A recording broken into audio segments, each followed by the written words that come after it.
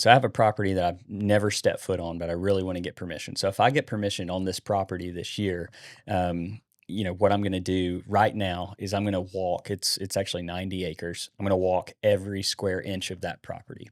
And what I am looking for is I'm looking for number one, a community scrape. If there is a giant car hood size scrape area that I can find, which is, I'm telling you, it's rare to find it. I would estimate maybe 1 out of 1,000 yards or 1,000 acres, maybe. Like that's been Mhm. my experience. It's very hard to find these community scrapes, so that's why you have to make them a lot of times. Now, one of the biggest things I would say is when you get that picture, especially, I mean, honestly, it's even not in the rut, but if you get that picture, I think I used to fall victim to this. Is he's not daylighting yet? I don't have any bucks daylighting yet. Yeah. And every deer that I killed, where I killed them this year, was off of nighttime photos that night where I went and hunted the next morning and killed them. You got to take these three tactics: your trail camera intel, your scouting, and stand placement, and you have to go do them right now. I know I said this at the start of the episode, but you have to do them right now. Should I say it one more time? Right Deer now? season Right never now. truly ends. Right now. If you want to kill a big buck next season, go do this right now.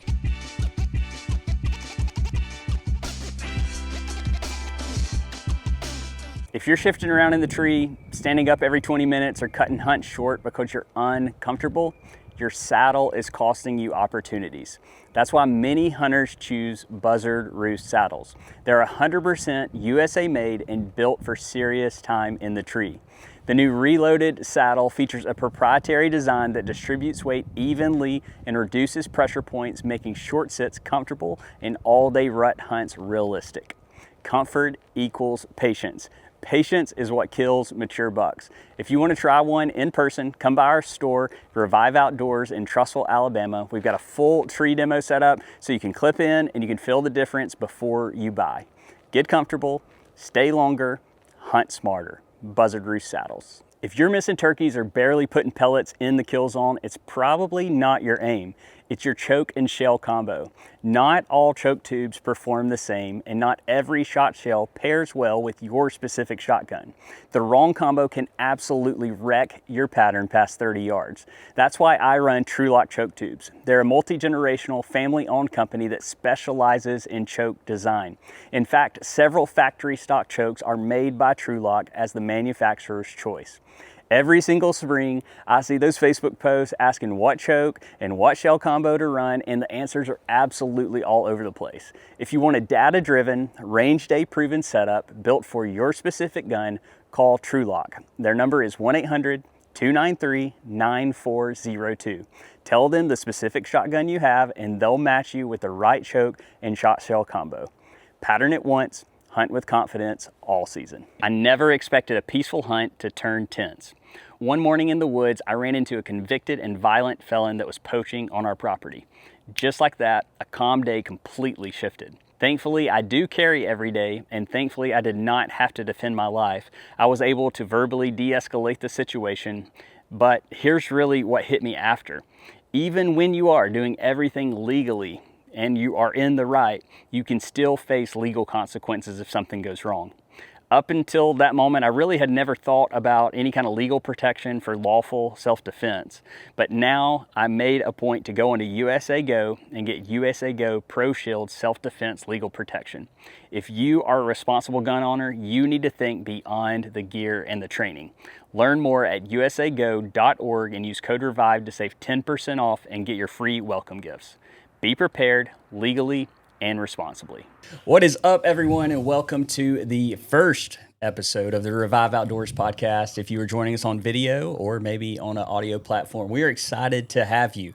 So our first podcast, we are going to talk about some hunting tactics. We're going to specifically talk about deer, but don't worry.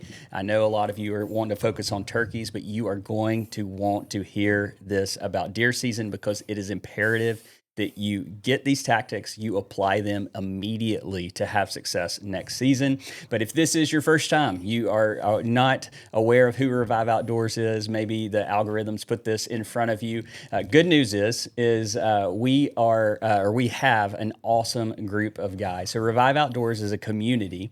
Our mission statement is to make a positive and an eternal impact through conservation.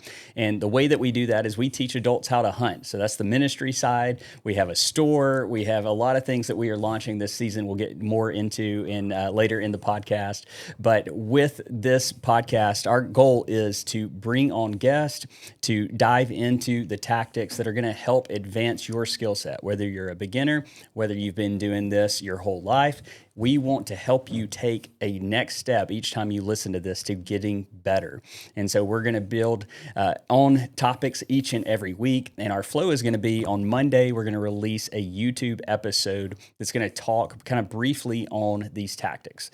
And then on Friday, we're going to have this podcast here for you to expand on the topics. Nobody's going to sit there and listen to a long video, we have found out, but people are loyal followers on podcasts, and we are excited to bring this to you, and you get to know us a little bit better.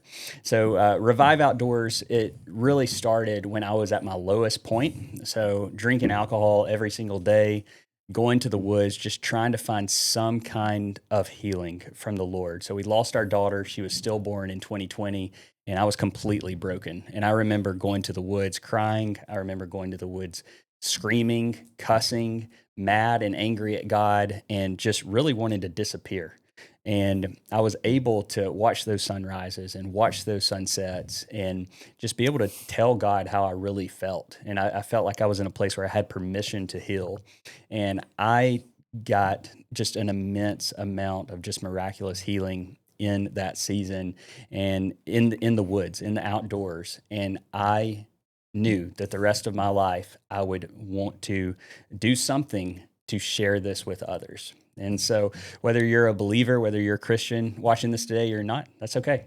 I pray that God moves in everybody's lives, but ultimately I pray that your life is impacted in a positive way and then also an eternal way. And so the impact that we've had is in teaching adults how to hunt. We have a volunteer team of awesome guys. We have over 50 guys that volunteer their time to teach adults how to hunt. And in that, we have mentored 450 brand new adult hunters. We have seen 140 of those people, 137 is the exact number, get connected with mental health counseling. And then we have seen 54 salvations. And so we just give God all the glory. We're just so honored to be able to do what we love in hunting and make an impact at the same time. And so if you're interested in getting involved, we're going to be launching a Facebook group, just a healthy community. If you live in a faraway state, there's been guys that have tried to connect, in further away states. Our border state guys, they kind of stay connected, but the further away states, it's been kind of difficult to keep them connected. So we're going to start this Facebook group and community to help you stay engaged. So that's enough about Revive Outdoors. Let's do some introductions here. And so I've got two of my good friends here with us that are going to help host the show week in and week out, and I'm excited to introduce you to them. So I'm going to start with Justin. So Justin Grogan, welcome. Thanks for having me, man. I've been blessed to be with you for a little over 5 years now.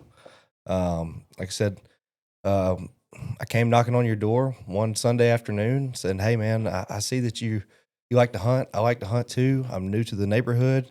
I just kind of want to pick your brain and see what you thought about me hanging out with you and hunting and join your team." And you said, "I don't really have a team. It's just me." I said, "Well, let's make a team."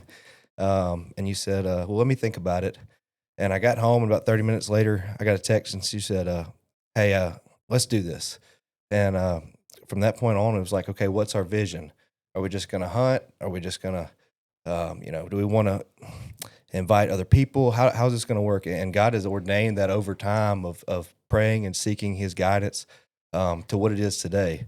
And if you would have asked both of us that day, that afternoon, hey, what's this going to look like in 5 years? I don't think either one of us saw this.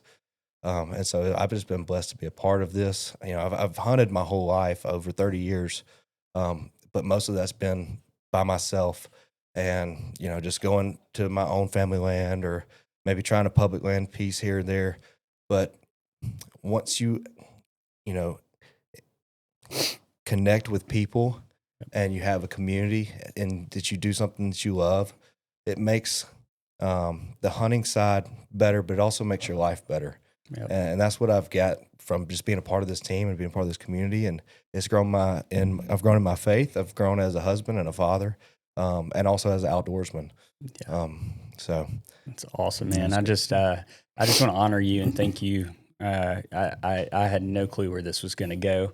I knew we were going to make an impact, but I had no idea how. And at different times, I've said, "Hey, I know there's a next step here. I just don't have clarity from the Lord on it. Yeah. And can you pray for God to just give me more vision and clarity in that vision?" And man, you stuck there right by my side, been my right-hand man for the past 5 years. And to see the lives that have been impacted, the ripple effects, we won't see that on this side of heaven, the full ripple effects of that. And I just want to say thank you for being along in the journey, because it is, man, it's been amazing. And I really feel like we're just getting started. I feel like this is really almost, we're just still in the infancy stage of it, but couldn't do it without you. And just that stable, you've made me better as well, better man, better husband, better father. And I love having that accountability. And then the hunting, companionship is just a bonus. Right. It's so good. So Jad Buchanan, that is Jad with a J, not Chad with a C. And That's so right. Jad is an awesome guy. He is, I didn't tell this. Justin's a firefighter. Jad's retired firefighter. Don't hold it against them. They both are married to women. And so just get that out there, clarify it. But Jad, man, it's just been a blessing since you came on the team. I know that Garrett tried to get you on for a little bit of time. Yeah. You finally gave in. Yeah, I wasn't ready. Yeah, you weren't ready. I wasn't ready yet. So tell us a little bit about who you are. So, like Taylor said, my name's Jad Buchanan, and I've been with Revive for about a little over a year now. And so I really had a change in my life. God kind of came to me and said, look, I know you've been going through the motions all these years, and it's time to lean in. I had to turn loose of the world and really lean into God. And I was like, okay, so, what does that look like? A lot of things had to fall away. And I was like, man, it's like I need new friends now, because a lot of times that's part of it. And you find out that's really not friends. But so anyway, I got to looking online, and then I found Revive Outdoors online, and it's like, man, something Garrett had mentioned to me before. So I was like, okay, I'll just lean in. And then I sent you that message, and I was like, okay, so I'm going to do this. And the first meeting I came to, I seen a lot of familiar faces, and I was like, yeah, this is where I'm supposed to be. And it's just been exciting. And every time I go, it's just meet new people and new team members come in, and, and you start leaning in, you go, all these people are dealing with the same things that I am. It's pretty common. So it's just a comfortable environment, and just like being around the like-minded guys. And then of course we all like the hunting. Yep. So that really helps. We like the hunting, and we love the Lord, and it's just been a nice flow. Yep, absolutely. Jordan. And I think too, I think about everybody that's a part of Revive, and we had non-believers, we had believers, but everybody's accepted and everybody's welcome. And hunting is a lifelong sport. So we have guys early, we have some that are still in their teenage years, all the way up into their 70s, maybe 80s. I don't think we have anybody in their 80s. I don't think we have anybody in their But 80s. we got some guys in their 70s for sure. And close. It's just it's a lifelong sport. And so for those that maybe you're just getting into it, I just want to encourage you, it's a marathon, it's not a sprint, and it's about the people.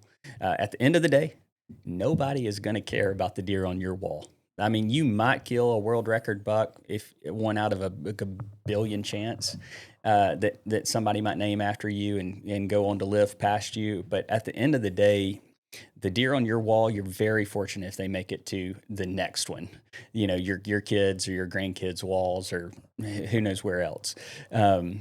Chances are they're probably going in the trash. And so I just always encourage guys and remind myself really is the deer are great, but what really matters is who you are as a man, as a husband, and as a father, because all it's going to matter at the end of the day is what you did in your first ministry and your first calling, which is your family. And so we get a lot of things out of order a lot of times, and I fell victim to this myself, whether it be work or whether it be hunting, whether it be even revive and the relationships. It's like, nope. My marriage, my relationship with the Lord, my marriage, and then my parenting. And so everything else after that, just, it is where it falls. But just amazing to have you two guys here, have the incredible community of guys we have with the Revive. But for those of you watching, you want to join, you want to be a part, we're going to have that Facebook group that we're launching. And then if you are interested, you live in Alabama, Georgia, Tennessee, Mississippi, Florida, we have some guys in the border states. We're working on making it feel more like community. And so we're going to have the Facebook group, but then we also have our staff. So if you're interested in any way, or you just want to connect with us, maybe you're new to hunting and you want to learn more about it and you want to do one of our mentored hunts, reach out, connect. We're happy to help. And then always with prayer, if you are going through a hard time, whether you believe in the Lord or not, that's okay. Reach out to us. We've all went through times where, me personally, went through times where I didn't believe in the Lord, and I still had people encouraging me and offering that positive impact in my life. And so don't ever hesitate to reach out to us.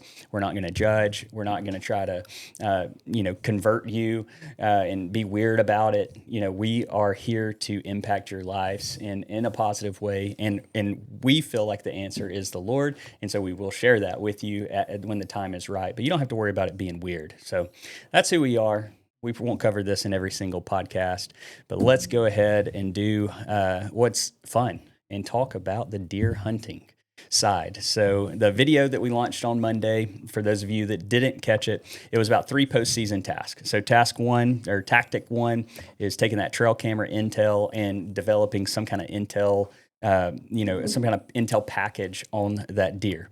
Number 2 was scouting after season. So the time to scout is not before season. People are always like, why do you have your master class right after season? Are you going to offer one in September or October? No, it is pointless. The woods are not bare like they are. And so we'll go through all that in a second. And then number 3 is stand placement and being disciplined once you choose that stand today. So you choose that stand now for later. And so we're going to dive into those tactics, but I'm going to hand over to Justin to guide the conversation. So Justin, why don't you take us away? Okay. So you mentioned our three tactics. First I want to get us, give me a recap of your season this year. What did you use last season?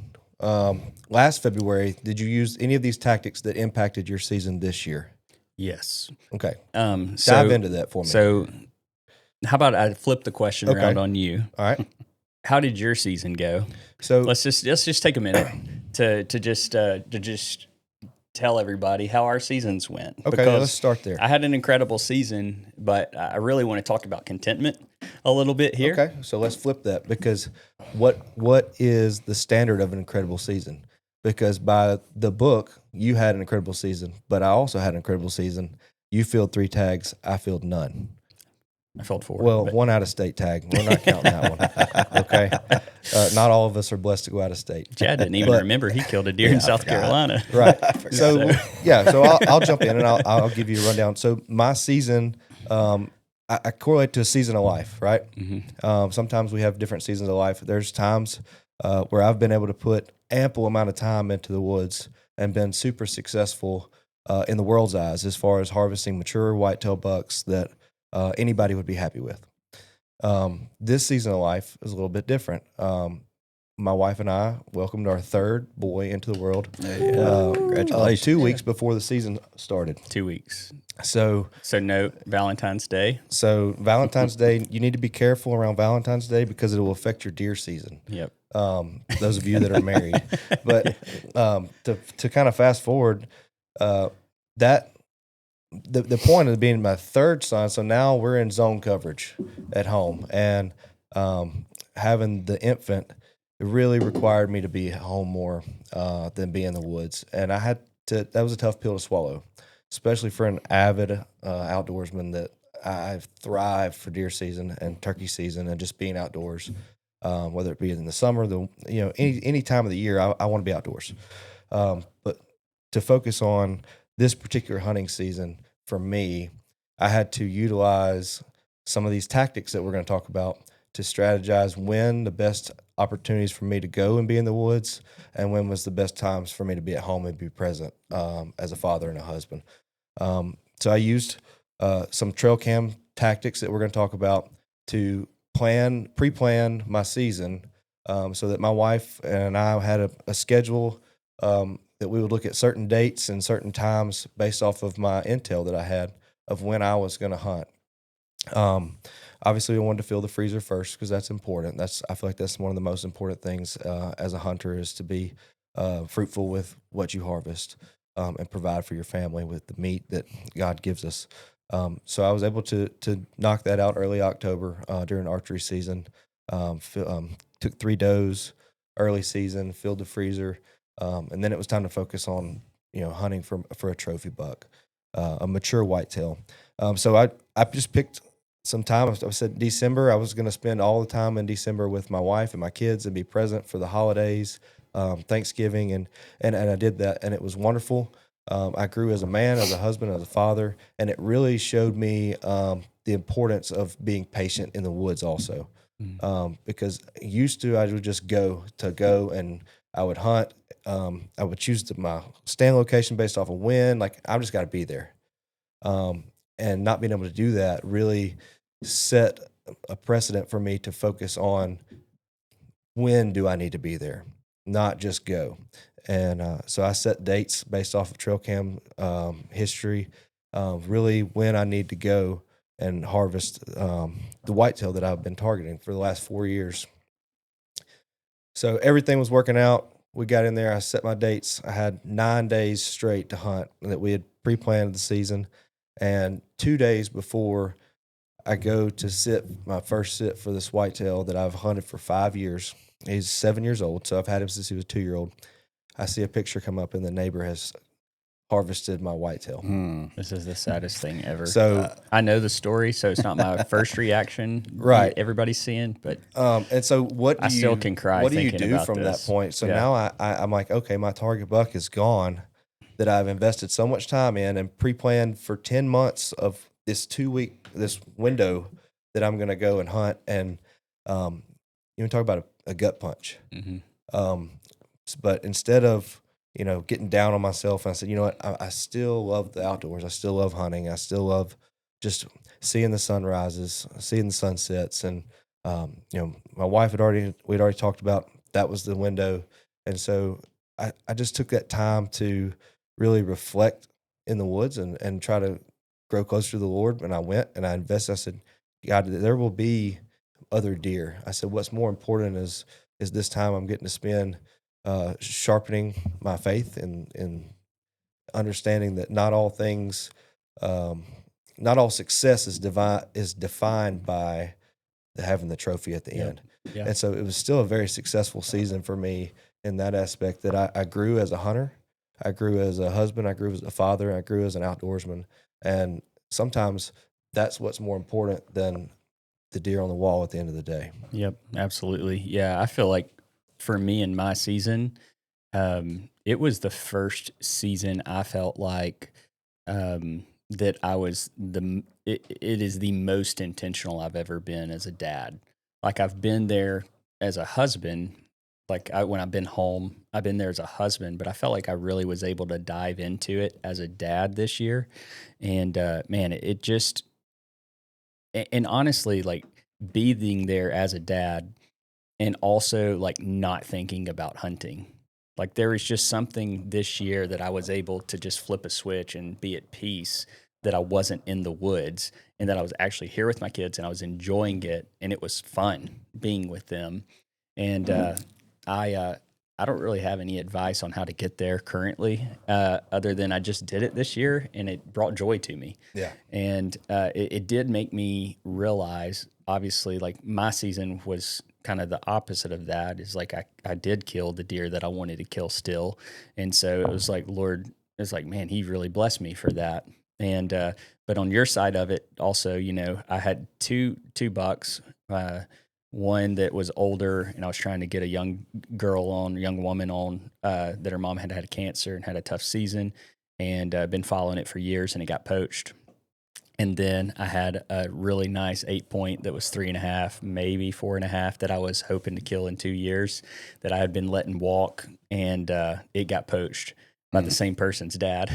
Yeah, so that's tough. And it's just like, so, you know, that's what usually happens. It seems to my deer, is I let them walk to age and they never make it.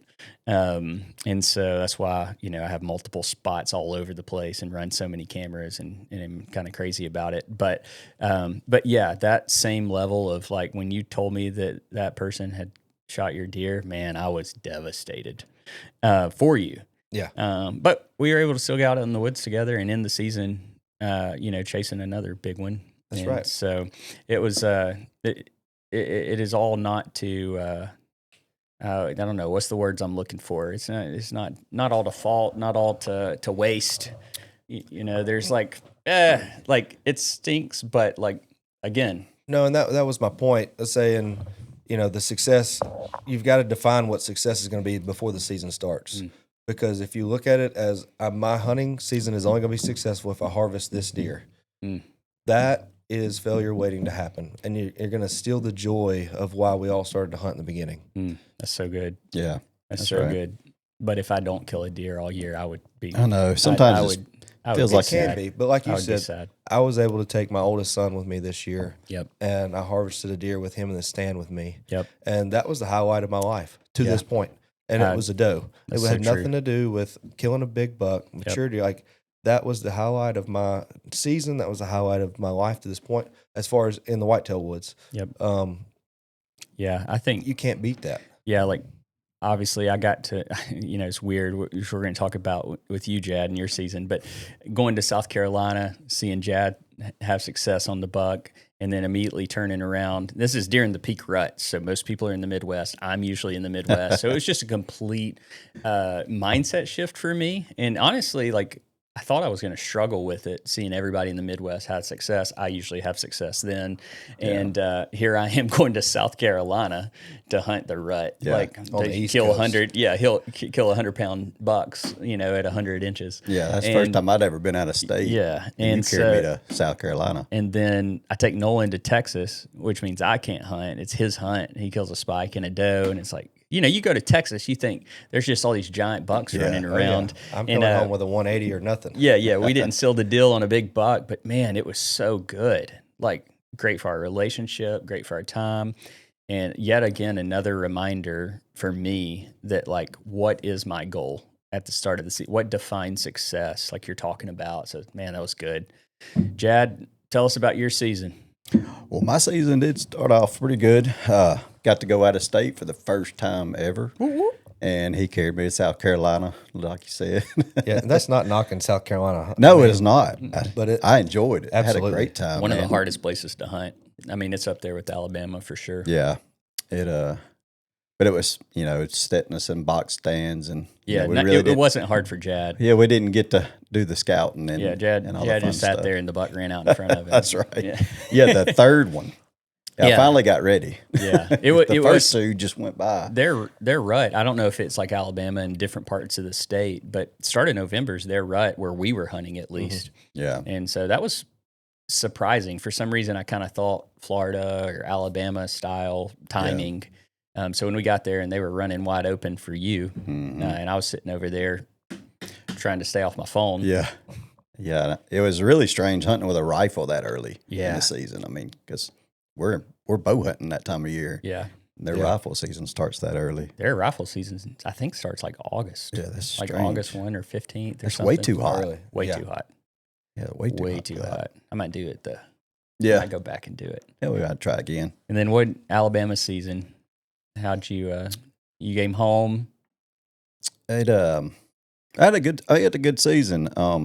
Didn't really have any target bucks on camera and stuff, so at least you guys had something on camera, Yeah, right? that's because Garrett killed them all. So yeah, Garrett and I hunt in the same club, but I mean, of course, it's typical to see a lot of deer down there where we hunt, and but like I always see a lot of good deer, and I had a great time, and didn't get to hunt as much as I normally do this year. Your Um, son, Yeah, my son had a good season, yeah, and he's kind of like Garrett. He always has a good season. yeah, Just luck. straight I mean, stone that's cold. just that luck. Of course, I'd rather be lucky than good any day. So, because I'm not that good. There is a But- luck. There is a luck factor. Once you Yeah, put the work in. That's Yeah. right. exactly. There's always some luck. It's a wild animal, Yeah, even But in a high fence. but I did my part on the managing Sometimes. the does this year. So, That's right. got to put the freezer queens in. Yeah, There you go. that's right. And That's then good. because you start factoring in what that deer meat cost. That's the best we can provide for. That's That's right. expensive meat. Yeah. Yep, that's good. Well, my season, man, it started off September, drew Nebraska tag. And what was cool about Nebraska is either sex. I mean, not either sex, either species. So whitetail or mule deer. So it's like whatever you come across, you can shoot. So start out there on public land. It's like one of the largest blocks of public land I've ever hunted. And found an awesome whitetail and ended up going to hunt it the next day. And when I come up to the sign to read it, which we had kind of like went through like different pieces of public to get to this one, but that specific block was youth only. So I spent an entire day before season started watching this buck to go around to the south side when the wind finally switched to come in from that way to read the sign on opening morning at sunrise that it's a youth only area. Oh no! And I'm sitting there and I watch the sunrise come up and that buck's just walking that ridge. And I'm like, well, hope a kid gets you, buddy, because it was a really nice whitetail. And so I kind of didn't know what to do after that point. And so ended up, man, some of the hardest hunting I've done just because it's different. And so we were up in the sand hills and just a wild place. Make sure you take gaiters for all the little pokies that get you when you walk if you go out there for the first time. But ended up, you drive these Forest Service roads around this public land, like National Forest area. And for those of you that don't know, I drive a little Ford Maverick, and it is low to the ground, and it is, but it is a beast. And so I beat this thing up out there and end up going 10 miles east off the pavement, 5 miles south, getting out of the truck and walking like 3.5, 4 miles around to get the wind right.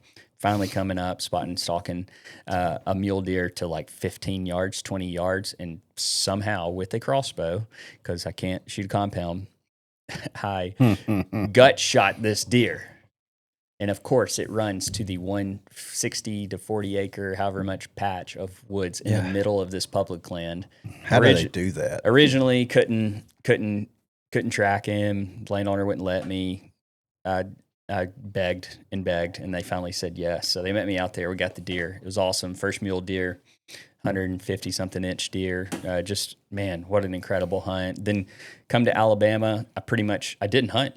I went to Missouri. I went to Missouri in October and wounded a giant buck. Like I'm thinking somewhere probably in the 170s. When I saw him after I shot him, wounded him, saw him back recovered. Man, that was heartbreaking. And I spent a lot of money getting dogs out there and the drone. Like I just exhausted all available resources to try to recover this deer because it made me sick. So I kind of paused. Didn't really have any good intel on deer October, November, and even till really the end of December on any bucks in Alabama. So I just didn't really hunt at all. I took some people on the mentored hunts, and it was a hard season in Alabama. Heavy acorn crop, lots of just browse for them to eat, and so it was what I've heard collectively, I saw deer all the time, but what I heard collectively is that it was the hardest season that a lot of people have ever seen. And it reflected in our mentored hunts. You know, we didn't have, that I'm aware that I can think of, I don't think we had any success this year. So it was really humbling, really hard. And again, how you define success, if you Right. define it by harvesting an animal. And it was hard too, because we have a zone that we hunt in where doe season closes like majority of the season, and so when we would see deer that we could kill, you know, it wasn't in season. So, and then in 3 weeks, my season went from pretty boring to 3 bucks in 3 weeks. So first deer was a huge 12 point that I have been tracking, which we're going to talk about here on these tactics, how I do that. I've been tracking for several years, letting him walk, letting him age, gathering intel to know when to go kill him. And then killed that 12 point like somewhere between like Christmas and New Year's. And then turned around the week later, killed a big, wide 6 point that I kind of had a rough idea was in the area, but didn't know the specific buck. And so that was a kind of a cool hunt, something different for me to just kind of go and kill something that I haven't collected a lot of data on. And then this buck here that I have, Droopy. So Droopy is a weird buck. He was a giant 6 point 3 seasons ago, and then one side completely dropped, kind of like this, completely dropped. And then, or maybe this side was an 8 point and this side was a drop. It was his right side dropped first. And then this year when he showed up, it was a double drop. So we have no idea what caused this. So anybody that is, biologist or a Facebook expert, any speculations you have on why this happened with this deer, we would love to know. So for those of you that have never seen a drop tine, what happens a lot of times in these bigger drops is the blood will pool and then that velvet hardens there. So that's why you get these black tips that are just really, really neat.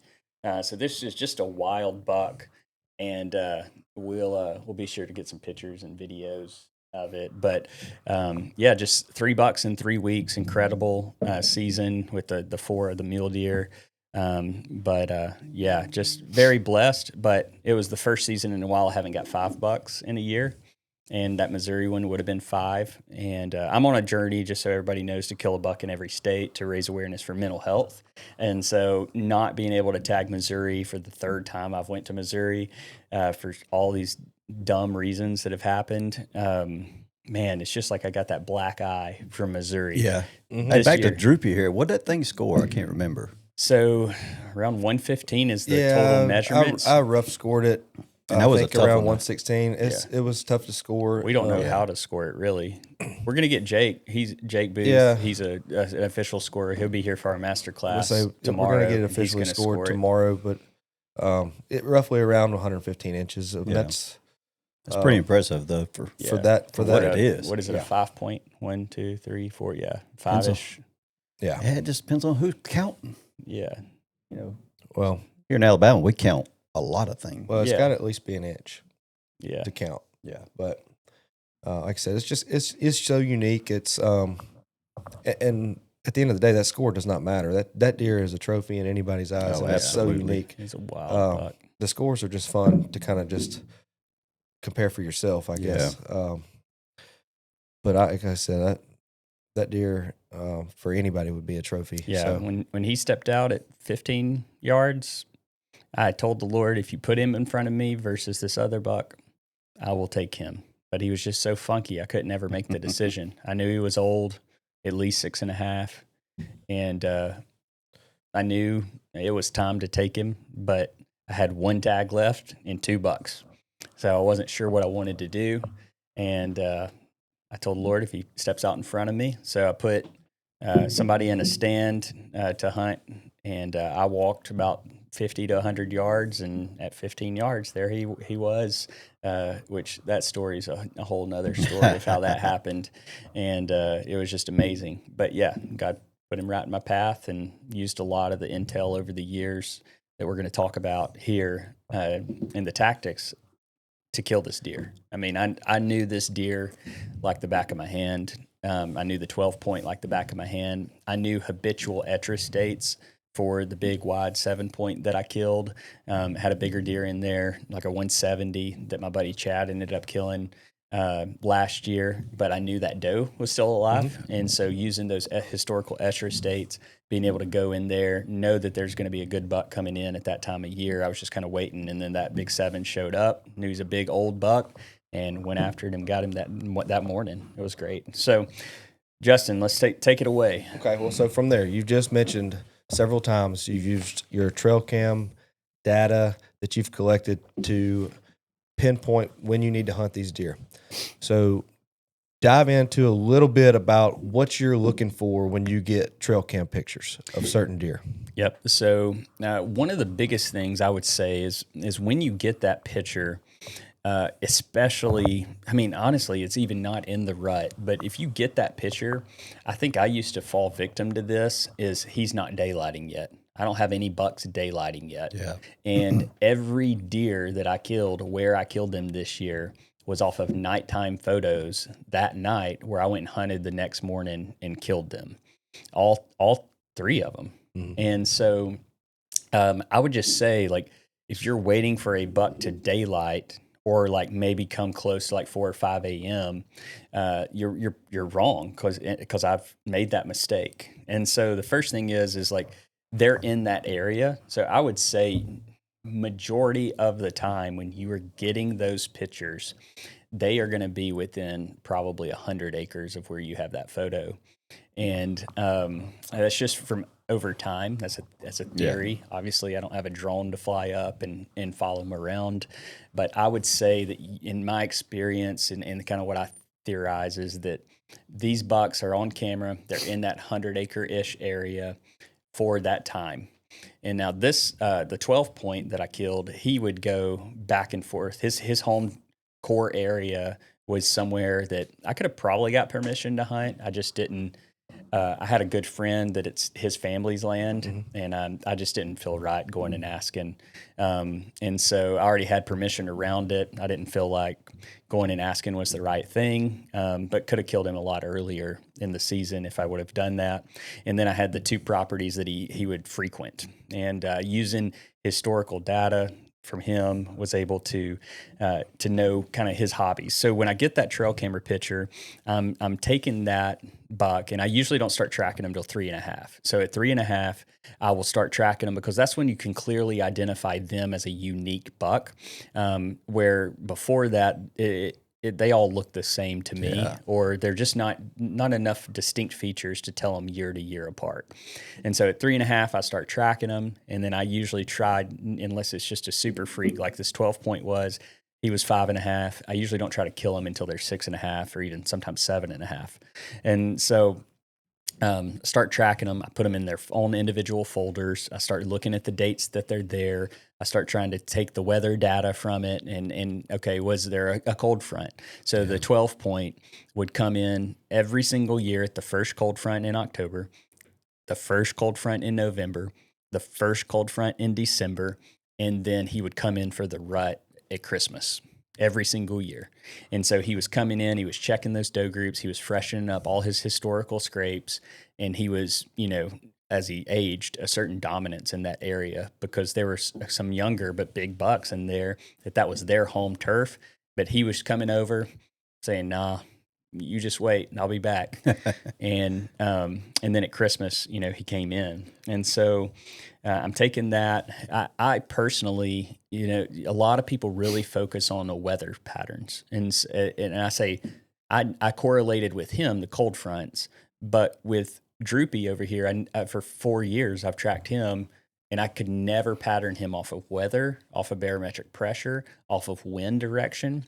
The only thing I could ever pattern him off of was food and breeding. That's interesting. Yep. And so every buck is going to be in an area for a very specific reason.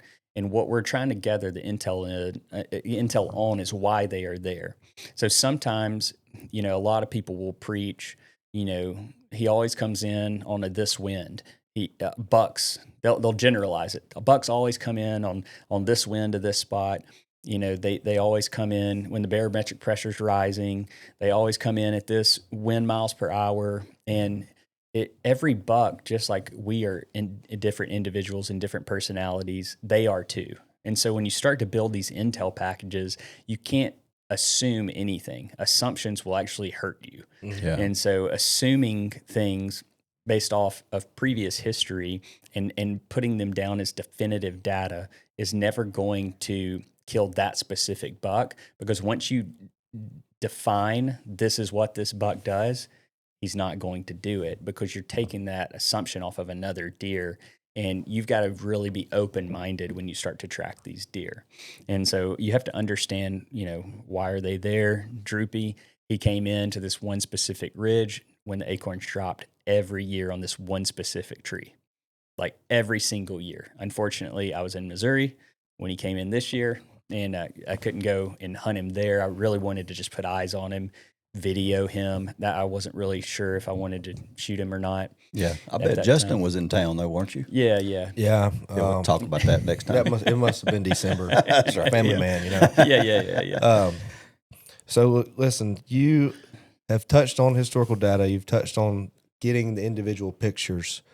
What do you look for? Specific terrain features, food plots, scrapes, when you're looking to select a camera location to collect this data. Mm-hmm. What is it that you're looking for when you go into the woods that says, this is where I want to place my camera? Yeah. So number one for me is going to be easy in, easy out.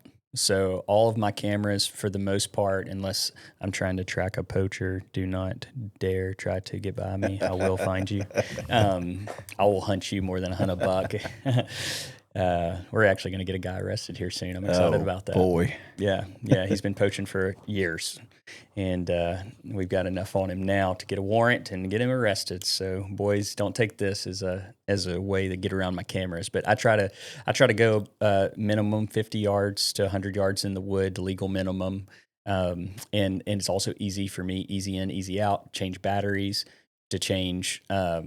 If I got to put feed out right there, and I usually will put my easy in, easy out spots, usually just on feed for inventory.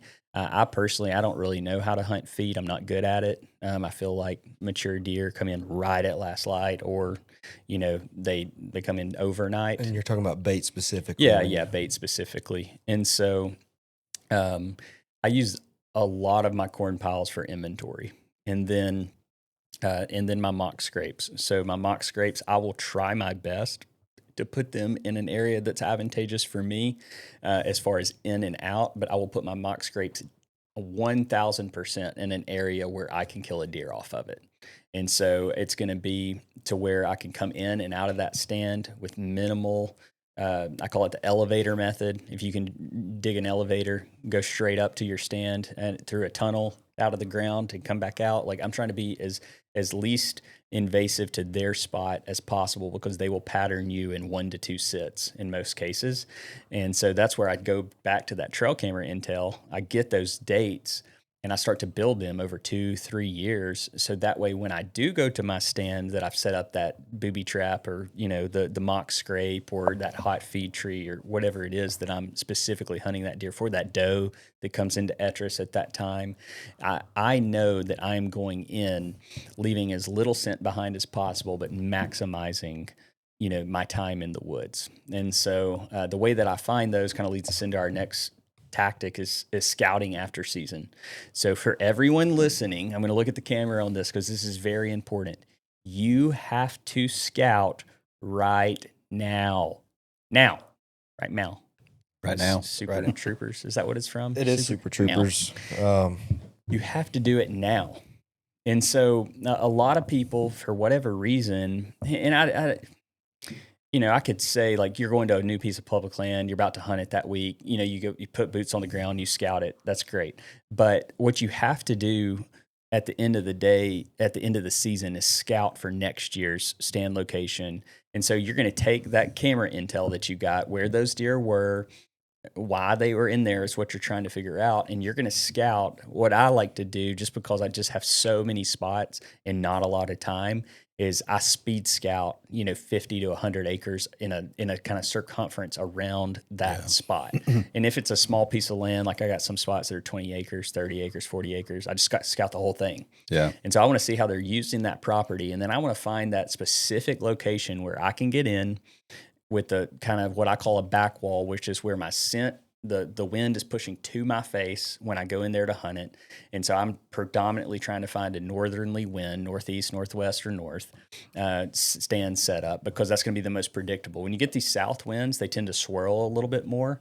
And so I don't like hunting an east wind or a south wind, because it's just with our jet stream and the natural current of our air, our predominant wind, you're going to get a lot of swirling. So you're going to be sitting there and you're going to be having that pushback of the wind, and it's going to be getting your scent all over the place. So I'm usually picking a northerly wind stand where my scent goes off of a cliff, it goes off onto a road, it goes off into the water. It just gets away from where I think the deer are going to be, and then I can keep those deer out in front of me. And so I'm trying to scout and find these areas where I can hunt. Now, if I find a spot where, let's say, there's a really good spot for a mock scrape and a camera, like it is, and maybe a very established community scrape, which for those of you that don't know, a community scrape, a normal scrape's going to be, about as big around as I have my hands right now.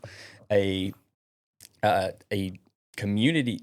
normal scrape. Normal scrape. Yeah, normal scrape is going to be about as big as my hands. And a community scrape is going to be at least the size of like a car hood. And in my time of hunting, I have maybe, that I can recall, found 2 or 3 community scrapes to what I'm describing. So that's why you have to create these a lot of times. Yeah. You have to create them as mock scrapes. And we'll get into that in our next episode. It comes out Monday in the video, and then also in the podcast on Friday. But the scrapes that I find that are in, like, they're a community scrape, they're going to be used, I will just go in and freshen them up and put a camera on it, because the herd's already using them. And so I'm just inserting a different DNA into that to pique curiosity, which we'll talk way deep into the weeds about that. But yeah, I am trying to go ahead and see what the woods show me now before green up. The sign is fresh as can be. You can see definitive trails you've never been able to find before. You can see, rubs easy. You can see scrapes easy.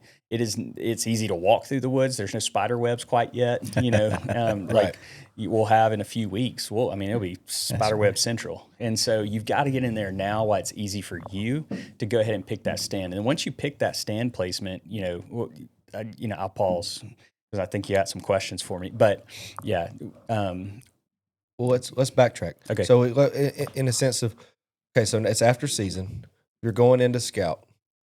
What is it that, for the new hunters out there, what are you looking for that's going to define you to stop and say, okay, hey, I need to put a stand here. I need to start looking for a stand location. Is it rub lines? Is it scrapes? Is it late season browse that you're seeing? Touch on a little bit of what you're looking for specifically. And when you find a rub line, how are you able to tell what direction of travel, if that's even possible? Just something maybe for the new beginner hunter that you're saying, hey, go out and scout now. They may not even know what they're looking for. Yeah, that's a great question. So I'm going to do it from a little bit different than what I typically do, which is I usually am using my trail camera intel. So let's say I have a property I really want to get right now. So I'm hoping to get permission to it now. Like if you have a property you've been wanting to hunt, go try to get permission now, because there's no pressure to the landowner that you're going to hunt tomorrow. And then you can go ahead and scout it while it's good. So I have a property that I've never stepped foot on, but I really want to get permission. So if I get permission on this property this year, what I'm going to do right now is I'm going to walk. It's actually 90 acres. I'm going to walk every square inch of that property. And what I am looking for is number one, a community scrape. If there is a giant car hood size scrape area that I can find, which is, I'm telling you, it's rare to find it. I would estimate maybe 1 out of 1,000 yards or 1,000 acres, maybe. Like that's been my experience. It's very hard to find these community scrapes. So that's why you have to make them a lot of times. So I'm going to look for that community scrape. If I find it, that's all I really need. I can stop right there. But what a lot of people make the mistake on is they find a scrape line. Like I have one logging road. I don't know if I ever sent you to it.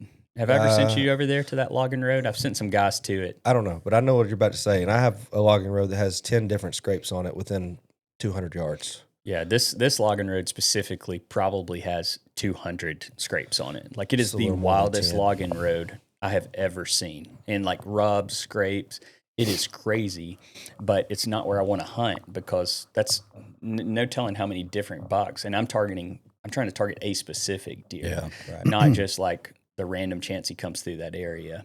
And so I'm gonna log everything. So if you're going to a property new, every scrape I find, every rub I find, I'm going to try to put pictures. I'm going to put little notes with it. So whether you're on Onyx or Spartan Forge, Hunt Stand, whatever, you are going to want to log everything you find deer related. And then if you find like crisscrossing trails, usually there's going to be a scrape there. But anytime you find just all of that data, then you can take it back after you've walked it all and just kind of look at it as a whole organism. How are the deer using this as an ecosystem to move, to eat, to breed? What have I found? So if you find those rubs, you'll find these random rubs just kind of randomly, like they got pissed off at that tree. It looked at them wrong. And, and they're just like whacking it over there, like with their antlers, and they're just going crazy. And you find that rub, you're like, oh man, I'm hunting here. Yeah. It's like, okay. Well, then you have these rubs called signpost rubs, which are usually in Alabama. I find them on cedars for the most part. And you'll find them on different types of trees. I found them on all kinds of trees, but those aroma producing trees are usually the ones I find it on. And because it seems to absorb their scent more on their forehead and, interdigital if they're getting up into the limbs of it. And so, those big, when you find a signpost rub, it will be the biggest tree and the biggest rub you've ever found. And a lot of times those, you look at the, the side that they've rubbed, and that's some kind of travel beacon for them. Like it's a community scent absorber. It's a way for them to dominate the area, show dominance, but it's also like usually some kind of travel beacon there. So I'm kind of just trying to assess like, why is this here? Sometimes I figure it out, sometimes I don't. Rubs are just really strange to me. I personally I hope we can find a good guest who really understands rubs, because I know why they do them. Strengthens their neck, it shows dominance, it disperses their scent, but I don't really know why they're there. So I just don't put a lot of weight into those. Right. For me personally, I hope to learn more in that area, but the scrapes are everything. And then the food sources. If you've got a pine thicket and there's one oak tree in the middle of all of it, you better be there in October.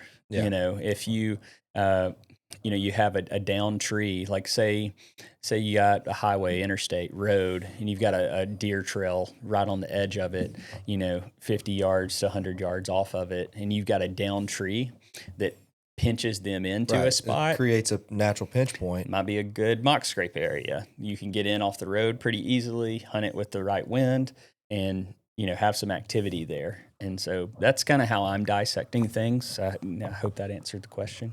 Yeah, no, it did. And really what I was wanting you to hit on was just what specific features are you looking for when you go to scout? Because if I just send a new hunter into the woods and say, hey, go scout this, they may see some deer sign here, deer sign there, but they don't know how to necessarily imply that to selecting a camera location, selecting a stand location, thinking about the wind and the terrain. It was put to me one time that a deer's number one job is survival and to get away from you. Mm-hmm. And so when I go into the woods, I think, if I was a deer, how would I use this terrain best to survive? Mm-hmm. And so when you look at it that way and you kind of start thinking, okay, how would I travel to be the most efficient for my safety? Yeah. And that's where the deer are going to be. Yep. Yeah. So I think a good way to look at it is, say you, topography wise, I'm trying to set myself up on a ridge up high. It might be a little bit of a flat on halfway up a ridge, but I'm trying to set myself up where the northerly wind is pushing off down into the bottom, and I'm also wanting to come from the bottom. And anytime I'm on that property, I'm trying to access that property from the bottom. And so what if you drew, say this, you have a piece of paper and you're trying to get the deer to form a habit based off of your pressure, you can pretty much color out everywhere that you've walked, probably a 50-yard, kind of radius. Everywhere you walked, they're going to stop kind of using that area, or they're just going to use it to check and see if you're there. And so why I like coming in from edges is deer typically, sometimes they will, like a wise buck will watch you come in and going. So you just got to really analyze your foe. But it also goes back to like, you don't hunt, you hunt less, you don't hunt more. Like I literally will hunt a spot. I might hunt 80, 90, 100 sits in a season, but I might hunt the spot to kill Droopy twice. Right. So it's one of those things you've got to realize where you're going to come from, where you want to force the deer, find those pinch points, know where your scent's going to be. So I find ridges because bottoms typically swirl. You're just not going to win that battle with wind and thermals a lot of times. And so I'm trying to find it to where it's made for me to come in and kill. If it's not made for me to come in and kill, I don't want to be there because I'm just going to educate them. And so that's also why I'm hunting less versus more. I'm going into, like, I feel like every time I go into the woods, it's either one, I'm trying to just scout an area and figure it out, or two, I'm going in to kill. Okay. Do you specifically move your trail cameras or do anything different with your trail cameras for postseason scouting? So I will usually, I personally not anymore. I used to, like, I would tell everybody what I would do if I had the time, and made the time, I guess you could say, because we have our master class that meets right up to it, and then I'm getting turkey season going, so it's a little bit different for me now. But in previous years, I would take that trail camera, I'd pull it off of any scrape, any rub, anything I was using it for that wasn't food, and I'm dumping as much corn, as much feed. Getting that postseason intel. Yeah, I'm seeing who survived, what buck survived. I am feeding them. They're hungry. They're trying to live. I'm trying to get food in their body of some kind, but also get that inventory for next year. And so I've got to where I have learned a lot of these properties enough. Now, if I get permission on that one spot, I'm going to dump corn when I go to scout. Yeah. But I've learned these properties over the years that I don't have to lean on that as much. And I pretty much know what deer survive. And we're fortunate in Alabama, the rut still goes on after season ends. So you have like a secondary rut where fawns are coming in, they weigh enough to have etrus. The does that didn't get bred the first time are coming in. And so those deer are still hitting my scrapes and they're still hitting these areas. So I'm still getting camera pictures of them. Like I know every buck I was chasing this year, I know right now if it's dead or alive. Right. Sometimes it takes till March, but for the most part, I usually find out. And this year I do know that they all either survived, got poached, or got killed by a neighbor or something. Yeah. So you touched a little bit on, stand placement. What specifically are you looking for? Okay, so you found your community scrape. You found where the area that you want to be. Now, walk me through what you do as far as selecting the tree. I know you touched on the wind. You like a northern wind up high on a ridge. Access is key. I mean, to me, access is king. When it comes to selecting a stand location, your access has to be, for me, one of the number one things I'm looking at. What are you looking for when you're selecting a specific tree? Maybe explain it to somebody who's never selected a tree before. Somebody explain it to me in a way that to all ranges of hunters, to where they're going to go in and they're going to pick that tree that's going to be that tree they're going to kill their trophy on. What do they need to be looking for? Yeah. So number one thing for me is going to be cover first. And so I saddle hunt or sometimes ground hunt the most. And what I'll typically do with these spots is I'll run sticks up them now. So I can go in silent. All I got to do is set a platform and hang out of my saddle. Rare case, I am ground hunting, usually, down tree, some kind of hole in the ground that I can get down in and really hide. But most of the time, it's going to be I'm getting in the saddle. So I want to make sure that when I'm up in the air, I know exactly what height I'm getting to now, which is why scouting now is so important, because you can go ahead and pick out that tree and you can make sure you're going to be in cover at the height you need to be. So you might need to be 35 feet high. Like I literally have a spot that I am not good with heights. Even though I'm harnessed in, I still get sketched out when I climb that tree. I don't like heights. But most of the time, my sweet spot is like 8 to 12 feet. Yeah. Maybe less. And so you want to go ahead and find that spot now, that when the deer look up at it, are they skylighting you? Like, can they see the sky behind you? So if you move even the littlest amount, they can detect that movement, or not. So that's number one, is like, where can I sit here with cover? But also number one is wind. And so what wind am I going to be hunting? Again, every spot I have is a northerly based wind, because that is going to be the most predictable for where we live. And so can I come in with the wind in my face, or a crosswind where it's not blowing to where I think the deer are going to be? And I'm going to set up my stand for that. So typically I'm going to put either a mock scrape, or I'm going to have some kind of pinch point leading to that mock scrape, or maybe I'm hunting, it's a feed tree for October.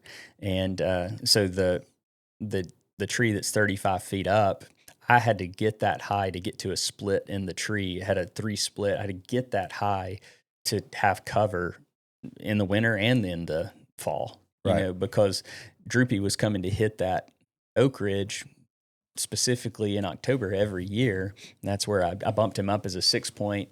And then he came back and fed later, did the bump and dump, as they call it, where you bump them and then you get up in the tree and they come back, as long as you have the right wind and everything. But, that's how I had him dead to rights as a big, wide 6 point, and knew that I would kill him in that same spot. He was comfortable enough to come back that day. I just stayed away for it for 2 years and was ready. I put those sticks up that winter.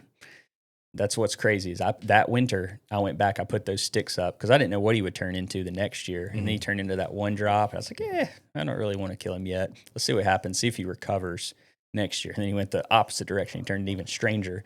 But and no sign of injury or anything like that. We still don't know why he did that. Yeah, it's weird. So I set that stand up to come in basically up a cliff. And I have a clip I'll show everybody. Come in off a cliff, get high up in the tree. And I didn't have a chance to hunt that until the rut. And so I knew it was getting close to him showing up. So I did a call sequence. I rattled in a really nice young, maybe 2.5, 3.5-year-old we have on video. I'll make sure we show y'all. But just a really cool hunt. Bulletproof setup once the sun gets up. I mean, your thermals are rising. You're already so high. Even when it is falling, your thermals are falling so far down that mountain. Like the deer that are 200 yards away down that mountain, they will smell me sometimes if it's in the evening and the thermals are dropping. But usually that's not where the deer. I just historically know when I need to go hunt that for the deer, when they're going to come from the bottom or when they're going to come from the opposite side. And so, it's just a really cool setup. But that's the main thing is cover and wind are the number one things. And then how am I accessing it? So in that case, I'm coming up a cliff. I have another spot where I trimmed a little trail off the other side of a briar thicket. And then I look over top this briar thicket, and there's very rare times that you have a briar thicket that's so thick that deer can't even get through it. But I have literally got on my hands and knees to try to figure out where this trail goes, and they have to all skirt it. Like there's no way they can penetrate it. So it's creating that wall in front of me for cover to come into that spot. But then also behind me, like they can't follow that trail in and detect that I'm there. They have to swing around it before, because I just trimmed this little actually, you helped me trim that trail. And so, so it's a really, really good spot that way. But most of the time I'm trying to work with cliffs, like hit hills of some kind, or a backdrop of, trying to get in. I will literally measure a range find to the road to get the legal distance. And it's the distance in Alabama is different than a lot. Like some states are like, you could literally just step off the road like a foot. and you're good. In Alabama, it's like, I think 50 yards, 100 yards. I have to always look it up, but I will take a rangefinder and actually a lot of times take it and try to set a stand up on an edge, or my mock scrape might be on the edge where I can freshen it up in and out easy, but where I actually hunt the deer is a ridge above it. And so I'm not going to hunt that scrape down in that bottom that I've made, because it's swirling, it's getting that scent all in that bottom. But when they come up from it to go feed or whatever they go do, that's when I'm going to take them out. Yeah. Hey, go back to when you talking about, your stand placement and all. Let's talk a little bit about what time are you getting in there? Are you actually getting in your stand? Because I grew up, everybody gets in before daylight. And, naturally your thermals are doing something different. Yeah. Wind's not picking up. So, planning on hunting all day, or hit on that a little bit. Yep. So, specific to the 35 feet spot, you're going to see in that video, I'm on the ground filming that tree, and it's daylight already. You're going to see it's really foggy. So anytime you have an overcast day, and then you have fog on top of it, it's going to keep those thermals from rising. So if you look at thermals, which we have a whole video on wind and thermals, if you look at it, imagine thermals just being evaporation. When the sun hits, it evaporates up. When the sun goes down, it all starts to fall back down. That's the easiest way to understand thermals. And so the wind was pushing off that cliff, but I was waiting on the thermals to also rise, because I was hesitant. I didn't know where he may come from. And he's an old and mature enough buck. I never had hunted that tree yet, but he's old enough to scent check from the bottom. And so I was specifically waiting for a rainy day. And I was specifically waiting to go in there about 8 a.m. versus 5 a.m. to let the thermals start to rise and not be falling still down to the bottom. And so it was wild that day. I mean, that buck that I rattled in, deer I saw run through that bottom all day. They never, not a single deer smelled me.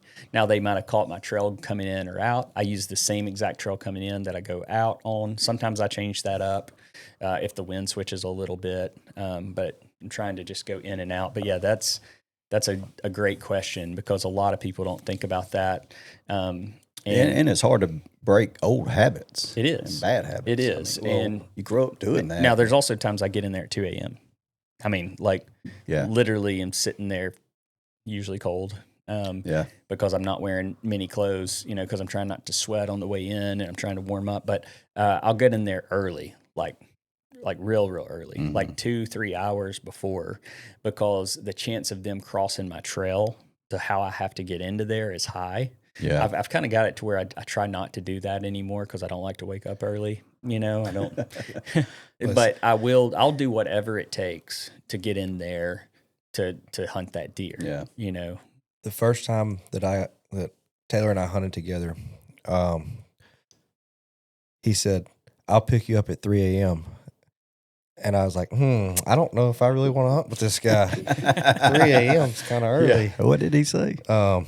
But yeah, so I mean, luckily we haven't done that again. But that was that specific deer for that specific spot, and he was right.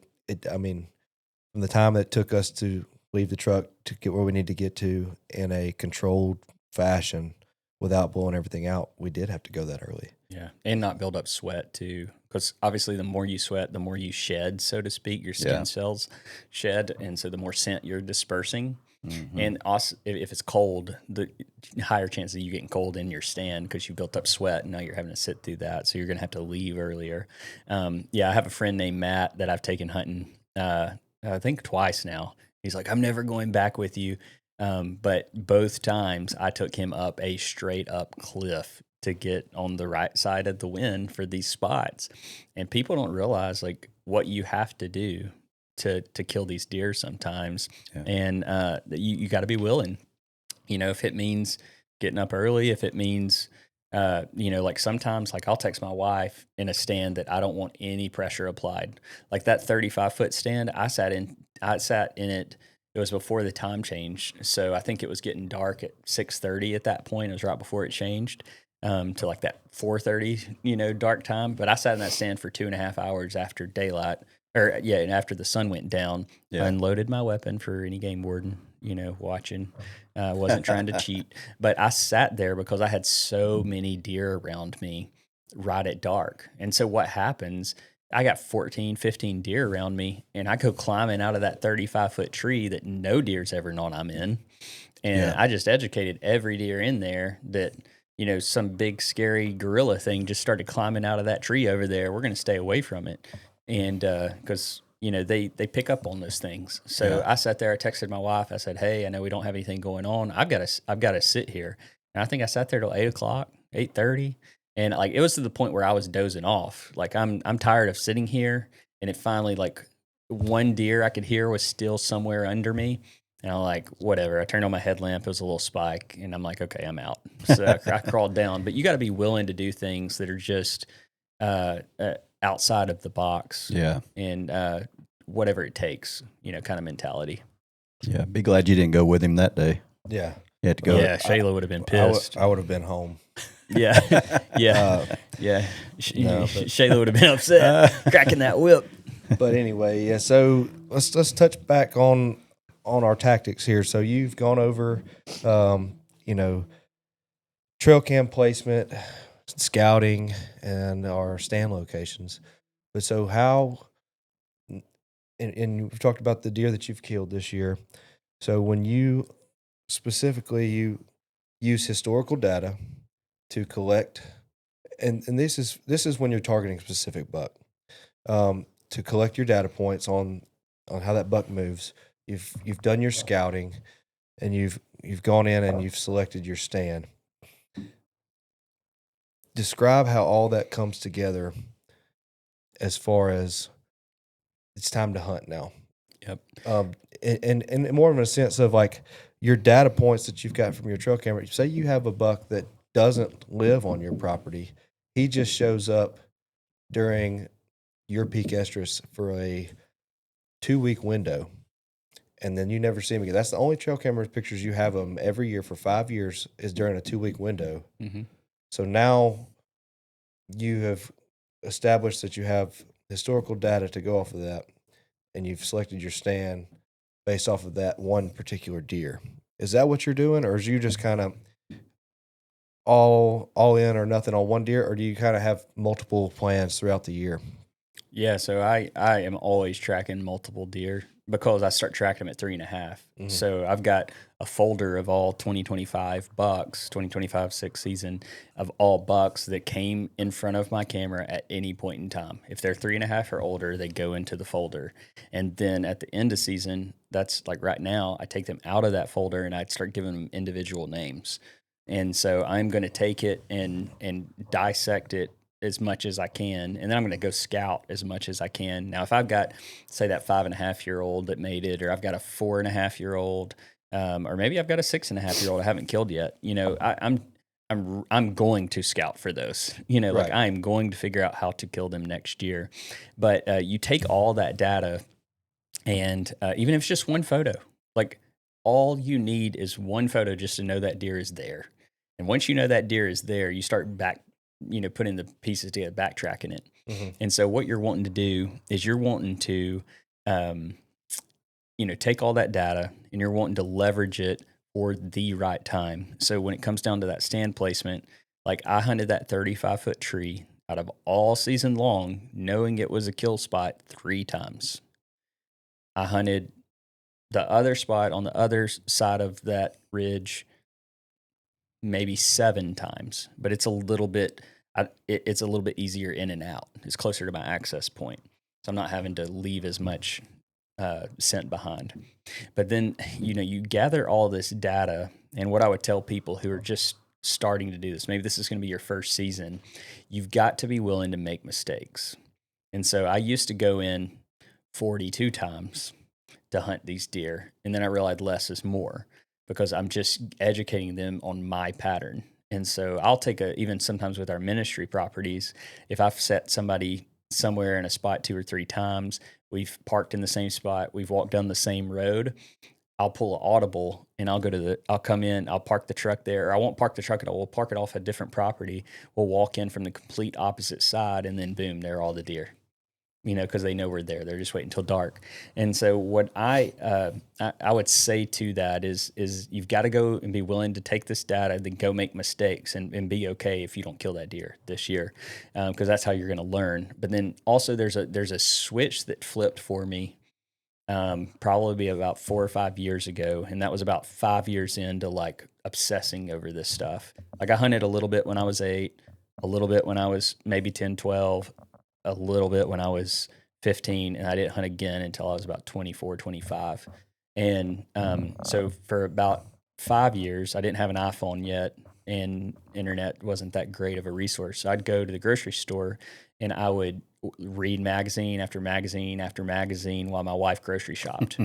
And some of the stuff was stupid, like I took my first bow buck 150-inch antlers out into the woods with me because I read one article that said the bigger the antlers, the harder they sound, and the bigger buck you're going to call in. You scared And everything so in I'm carrying Alabama this with giant that. rack, and then I go hunting with a buddy who's been hunting forever, and he's like, "Good God, what is that on your back?" I was like, "Oh, that was my bow buck I killed, back in this place." And he's like, "Dude, you got to get that mounted. That's a giant." I didn't know anything about scoring at that time. Yeah. And he's like, "No, you got to get that deer mounted." And I was like, "Well, I read this article about these big antlers, and it's just things you read and you see." So I would just try to consume any content I could.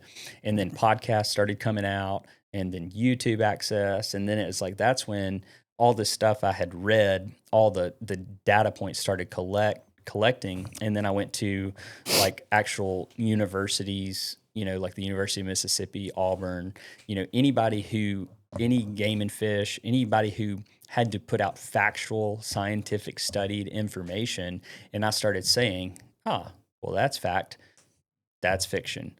That's fact, that's fiction. Like what is actually true and what's not, that's all talked about in the hunting world. And so I was able to take all of that and say, okay, this is all the facts. This is their biology. How can I take that and leverage it? So this last 5 years, I've been able to really, whether it's myself or I'm putting other people on deer, to say, hey, I need somebody to go hunt this spot tomorrow. Like if I've got somebody I'm trying to put on a deer, like I'm like, hey man, I cannot tell you when it's going to be. I don't know, but I will get these moments where I'm like, today is the day, or tomorrow's is usually, like that evening. Yeah, you I'm just like, know. we got to go. Like we got to go. And I've been very, very accurate with that over the last several seasons on deer that were 5.5 plus. And I got to the point where it's like, if I killed the deer, cool, but I'm okay taking other people who maybe never killed a trophy buck, or maybe they might not ever kill it. They might not ever have the skill set to do it, but they're a great guy. They support things in our ministry, and I just want to help them out, And so I've been able to take and put people on deer. And I think, the most recent one that people that have been following us for a while would be Lefty with Ray.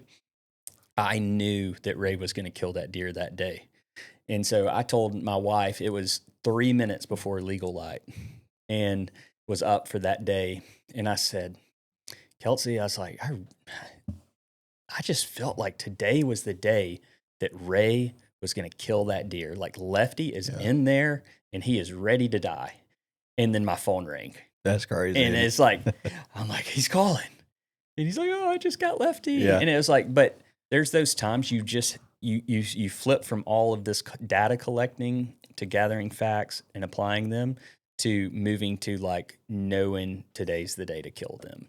And so this year I had a buck that I was trying to put somebody on, and I said, hey, today's the day.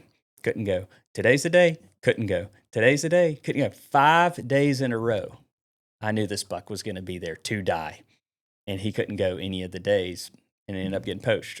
So it's like, if I tell you, you got to go, you better go. Let's go. And it might be a 25% chance, but it's not a 1% chance. I'm just trying to maximize the odds. Yes, I've experienced that with you several times where you've told me, hey, that deer is going to be there tomorrow. We need to go. And I've never been able to go, but I'm telling you. See, I do invite him, Jack. He sends me a picture of the deer right there, and I'm like, see, you should have gone. And so that's why I know it'll never be me, because it just never works that way. I'm always either at the fire station or I've got something going already on. pre-committed somewhere. Yeah. So, but you've talked on, not burning out a stand. I want you to go into a little bit more depth on your process. Like, say, you've said 3 times you hunted this 35-foot stand 3 times all season long, but it's one of your best spots. Why are you only sitting 3 times? What's your process of not burning out a stand? What are you doing to take these specific tactics that we've talked about to now select that stand, but then only now when are you choosing to hunt that stand? Yeah. So, the 3-spot stand, the main reason that I did not hunt that stand more than 3 times is because the massive scent trail I am leaving behind to get to it. So it's the furthest part of the property. And it is not easy to get to, and I have to go through the middle of some of the, I wouldn't say primary bedding, because most people are going to think like thicket type stuff, but I have to go down a road I've created, like a 4-wheeler trail I've created to get to it. But there's tons of deer I'm engaging with and leaving my scent profile behind on the way there. And so that's what I kind of analyze and look at. Okay, I did it the first time. I went straight up the ATV trail all the way to the very top, and I got in that tree walking up there. I don't ride. I walk from the truck, so it's a good. It's a long ways, and so that's another reason I don't want to walk that far all the time. So I'm trying to maximize my health, to the longevity of the season. I want to, if I'm walking all the way back there, it's going to be worth it. And so the first time I walk all the way back there, I just go up the trail, straight over to the little trail I cut, go right up the tree. The second time, about halfway through, I dive off to the right. I go through this nasty briar thicket that got way thicker than it was the year prior. And it took me probably an hour to go 20 yards just because I was constantly moving briars, trying to cut them with my little handsaw. And it was miserable, but that was the option that I had. I mean, I had to take that option to just change up my behavioral pattern so they couldn't predict it. And then I actually hunted the area a third time, but didn't go up to the stand. And so what I did is I dove into that briar thicket again, and then I came on the little small ridge that looked up that main ridge because I just wanted to see what deer had already patterned me. And I think I talked about this in the video on Monday, but there was an 8-point. He's probably, I would say 2.5, 3.5. I think he might be the same 8-point I rattled in. I'd have to look back at both videos because, all those deer in their younger years look the same. But sure enough, it was probably around 10 a.m. and I'm sitting there, wind in my face, and I see movement that I've been looking at the side of this hill forever. And right in the edge of the thicket, looking down the ridge, looking onto the ATV trail, kind of where he can see, but I can't see him. That 8-point stands up, rubs around, and then he walks down that ridge. He goes where the wind was blowing from that stand. And then he's like, all right, I don't smell anything. He kind of goes up and he feeds about halfway up the ridge. And then he feeds all the way down to me. And a couple of times the wind had pushed down to just this one little bottom of where the small ridge and big ridge met. I'm like, well, he's about to smell me. And I'm talking like one little tiny breeze for 2 or 3 seconds blew into that little bottom right there and collected. And sure enough, he walks down to it, smells me, goes running up the ridge. And but he never knew I was there. He just he never saw me. He just reacted to it. So that was the third time I went in. And then the fourth time I went in was the day that I filmed that overcast, foggy day that you can see here on video. And I waited. It was rainy, so I people have conflicting theories that they can't smell as good in the rain or they move more in the rain because they can't hear as well. I don't really know. I just know I can move better in the rain and they can't hear me. And so I knew I was going to be kind of going through the edge of that thicket he was sitting in, which I didn't care to bump him. You know, I'm not there to kill him yet. And so I know I'm going to be going through the edge of that. It's going to make a lot of noise. And so I waited till sunrise so I could see better, so I make less noise and I don't bump anything on the way. And then I climb up that ridge through the edge of that thicket, you know, fighting briars and stuff here and there, but where I can't be seen for any deer that are bedded. I literally, at one point, because there was nothing to block me being seen, I got down like on my hands and knees, and that's really hard for me with my back and carrying gear. But I probably crawled 15, 20 yards because that was just the only way I could keep cover from down in the bottom and then also get to the tree. And so I climbed straight up the tree. You know, I just hope for the best that there's not a deer. You know, the way that tree kind of sits, you can't see what's right at the top of the oak flat. Yeah. You kind of have to just climb it and hope they're not there. So I climb about halfway, and then I kind of peek around the tree and like, okay, no deer. And then I climb up to the top, get up in there, and then it was just like deer mania that day. Like I saw 14, 15 different bucks, tons of does, not droopy, or any other buck that I would, you know, maybe didn't know about. So I'm in there, and I've waited also timing wise for the thermals to be rising. And man, I sat there just because it was just so enjoyable. I sat there till 1 o'clock, you know, 1:30, and then it was like, okay, I got to get out of here before the thermals switch and they start falling, because there's a ton of deer going to this bottom today because they're trying to scent check for does. So I got out of there. So that was the last time I hunted it for the season. But from a prep standpoint, you know, I do the best I can with scent control. I used to be really obsessive over it.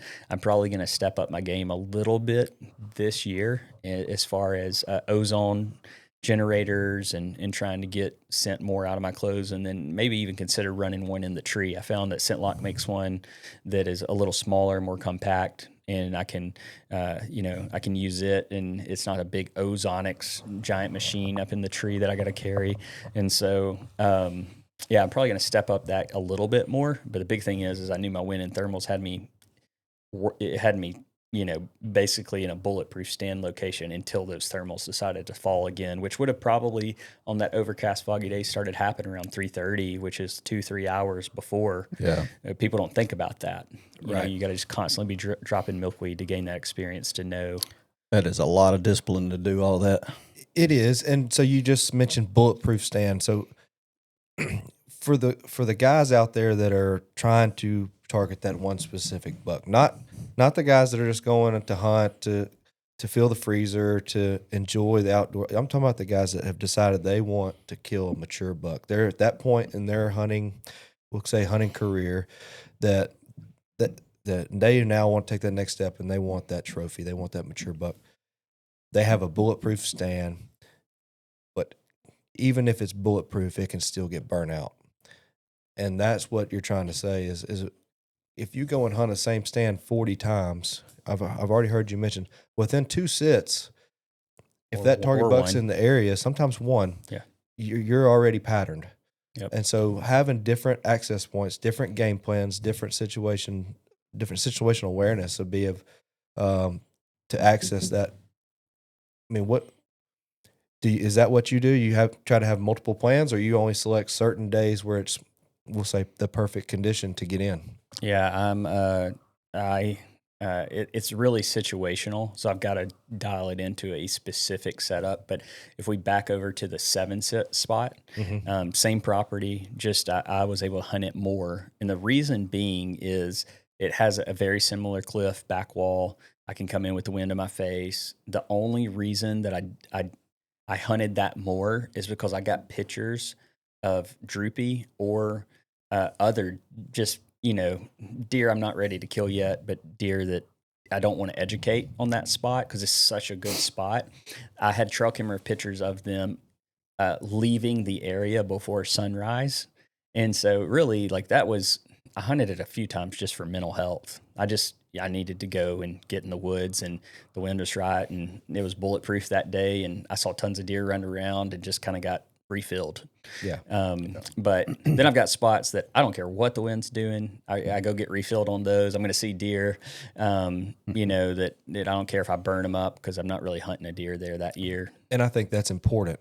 That to me is just as important as having your your bulletproof spot that you're going to hunt your specific deer 3 to 5 times the year, but also make sure you have your spots where you can just go to get refilled. Yeah. And spend time in the woods. Take your kids, take your kids, wife, or the whoever spots wants that to go. aren't going to be as serious. Because if you get that serious about it, it's what I talked about at the very beginning. What defines your success? Yep. Is it enjoying the outdoors? Is it if it's killing that trophy? 9 times out of 10, you may fall short. Yep. And you can't look at deer season and hunting as a whole as letting that define your success. That's right. Your joy will be robbed and it'll be stealed. It'll get stolen from you, and that is that's what I want people to not fall into that trap. Yep. Yeah, I think it's easy to do that. It's so easy to do that. You see somebody don't know, celebrity, whatever, killing all these deer all the time. And one thing that I kind of had to remind myself of is one, nobody's opinion of me, who I am, that I wouldn't take advice from matters. And so if there's somebody that's pouring in my life, I respect them, then their opinion matters. And it's usually people calling me out because I, am doing something I don't need to be doing, hunting too much, or, hey, you were kind of a jerk, you need to go back and apologize, or, whatever the case is. And so that's one thing. But then also, for me, the opinion thing is a big thing. And then two, it's like you compare these highlight reels that people post, but I would say it's a very high percentage of people who kill big bucks year after year that have they're usually divorced, or they have terrible marriages, or they have no relationship with their kids. And so for the guys that are out there killing these big bucks year after year, that small percentage, they're also a good husband, a good, they have all their ducks in a row. Man, I respect you hardcore, because it's hard to do those things. It is really hard to stay intentional and still go out and kill big deer. But most of them, that's what I kind of started realizing, is most of them, they don't have anything to, and they're on their deathbed. It's just like, none of their deer heads are going to be in the hospital room with them, hanging out and telling them how awesome they were as a hunter. Right. And you want your family there. You want the ones you love and you've had these memories with. And so it's so easy. Like I had one year, I didn't kill a deer in Alabama, maybe 2. And honestly, like those were the years I was collecting this data, and I didn't realize it at the time, but I was collecting the data to kill them when they're older and bigger later, or to kill other deer somewhere else when they were older and bigger, because I was gaining experience. But I defined my success by not tagging something that year, and I got in my head. I was depressed. I was upset. I like, man, you suck. I don't know what I'm doing. And a part of it, I didn't know what sometimes I feel that way. Yeah. When I step in the woods, I don't know what I'm doing. I go in and I feel like it's the kill day, and I don't see a deer all day. And I'm like, okay, need one of those thermal drones. That's what I need. Yeah. And but yeah, that's. I know a drone guy. Yeah. We all know some drone. We don't know some drone guys that use their drone to kill deer every year themselves. And so, but yeah, I think that's the big thing is you've got to know that your contentment comes from the Lord, and you've got to know that success isn't defined by the trophy, and you can set goals, you can be driven. Like I'm all about that. Like I feel like Jad, we talk about it. Like, man, you got to set some new goals this year. You're retired now from the fire department. You got this gravy job. You got a good wife and a good kids, man. And you got a good hunting club. But let's do something more challenging on hunting. Yeah, it's time to change it up a little bit. Yeah, that's right. So before we roll into what to expect for next week, is there anything that you would like to hit for today's episode that you don't feel like that you were able to cover? Man, I don't know. I think we hit everything. Well, why don't you tell us a little bit about what to expect next week? It looks like you're going to get a little bit more in depth about the biology of the deer, and go into more description on these mock scrapes that you've talked so much about. Yeah, absolutely. So next week's episode, is going to be all about deer biology and mock scrapes. And I get really excited about this for two reasons. There's a lot of false things out there. So we're going to dive into scientific biology. We're going to talk about the 7 scent glands. And even if you think you know everything about this, I can tell you, you don't. I learn something new every single year. Deer biology seems simple, but it's going to blow your mind, some of the things that we talk about. And a lot of this I learned from Zachary New with native scents. When you got to collect deer pee for a living, you got to know everything and anything about them. And then how you take that knowledge of their biology and you create these mock scrapes. So we're going to dive into the specific of how to create them, what I use and I put in these scrapes, and how they've been successful for me and probably, honestly, thousands of others now that are using native scents or maybe a similar product. But we're going to dive into all of that. So that's going to be great. And then some exciting news for those of you that don't know, we are opening a hunting gear store. So Revive Outdoors has a hunting store, both brick and mortar in Trussville, Alabama, and then also we have it online. So those of you that want to support our ministry in a bigger way, you can go online, buy the same things that you're going to buy. Turkey season's coming up. We got turkey vests, gloves, Newcomb hunting blinds, galls from, Woodhaven. I mean, you got everything that you're going to need for turkey season. So you can go on either online or come visit us in person. The store is going to have a tree demo set up. So later in the year, we are going to have the ability for you to come in and try out saddles. And it's just going to be a really good time. But March 14th is going to be our grand opening / soft opening for turkey season. So it's going to be specific to turkey season. And then we are working with the Southern Outdoorsmen for a grand opening for saddle hunting deer season hopefully in June. And so we are excited about that, and really just want to get to know more people that follow us and hear about us and support the community in a way that we haven't been able to in the past. So we're going to be able to do that through the store. Again, we're launching that Facebook group so you can dive into the Revive Outdoors community, a safe place to learn. Nobody in there is going to be a jerk. There's no such thing as a stupid question. We might laugh a little bit when you ask about scent control for turkey hunting, but even Dave Owens, he did share why scent control can sometimes be important. That was pretty impressive. And then in future content, we are going to be coming out next week, of course, the deer biology mock scrapes, but then we're going to have that sit down that we did with Dave Owens. We're going to break that down video and podcast format, and then action steps. So what I want you to do from here is, number one, you got to take these 3 tactics, your trail camera intel, your scouting, and stand placement, and you have to go do them right now. I know I said this at the start of the episode, but you have to do them right now. Should I say it one more time? Deer season never truly ends. Right now. If you want to kill a big buck next season, go do this right now. And then what I want you to do also on this video, or maybe you're on the podcast on audio, I want you to reach out to us. So comment if you're here on YouTube or you're seeing this clip somewhere, comment what you want to see in the future, guest speakers that you want to see. There's some incredible people in the outdoor community that we love that we're going to be pulling onto the podcast.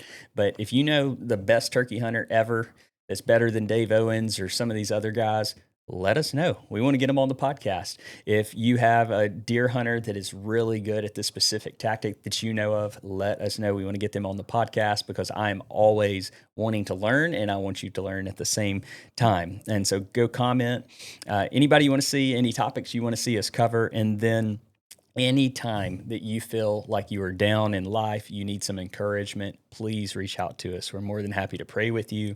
We are more than happy to encourage you. We have that team of 50 plus guys who are willing to pick up a phone and say, hey man, I've been there. I've done that. It does suck. Like, it is not a good season to be in, but you will see the light on the other side. Like, God is still good. He is still a sovereign Lord. Like, he is still for you. He is not against you. And so you can reach out to us and get that encouragement and that reassurance to help you get through the season. I am devastated every time I see somebody, like just yesterday or the day before, had somebody that we know that overdosed on fentanyl. And it was because of their mental health. They had gotten a good place. They were clean. They went back to it and they overdosed and died. And I hate drugs. but the addiction is a symptom to the heart problem that's inside, and the mental health. And you see people that just are depressed and commit suicide. And I feel a responsibility and a weight there. So if you are carrying something heavy, we are here for you. Send us a message. We have had hundreds, if not over 1,000 people now reach out to us in a hard time. You don't have to buy in. You don't have to give us any money. You don't have to do anything. Like, we're just here. Like, we want to help you get through that season, because I've had people that have helped me, Justin, Jad, our whole team. We all are going to get in a valley at some time, and we need to be picked up and put back on that ridge top. And we love you and appreciate you, and are for you as well. And so just know that you can always reach out to us. But just want to say, with it being our first one of hopefully many, many to come, guys, thank y'all so much for being here. Thank you for what you've done to get us to this point, what you've invested into this ministry. And it's just a blessing to do life with you. Justin, you got anything to say? Man, I'm excited to be on this journey and see where God takes us. I know for me, just being able to have the accountability and the community that we have is just irreplaceable. You can't go through life by yourself and do it alone. And we'd love to have everybody that is interested to come and join us, come out, just like Taylor said. We'd love to love on you and pray for you and get you through any season of life. And come hunt with us, man. It's fun. Yeah, man. I appreciate you having me. I really enjoyed it, and just excited to see what the Lord does from here. Yeah. Jad, why don't you pray us out? I'll be glad to. Dear Heavenly Father, Lord, we come to you. We just thank you, Father, for all that you do for us and all that you've done for us, Lord. We thank you for your Son, Jesus Christ, Lord, that give up his life for ours. We just honor you, Lord, and we just ask that everything we do is pleasing to you, and we just continue to keep our mind and our thoughts on you, Heavenly Father, God. And we just pray for our families and just watch over each and every one that is watching this podcast today, Father, and just remind us who we are in you, Father. And all these things we pray in Jesus' name. Amen. Amen, brother. Well, thank you all for tuning in to our first episode. I want you to remember that God can revive your life through the outdoors, so you can make both a positive and an eternal impact right where you're at. Thanks again. See you next time.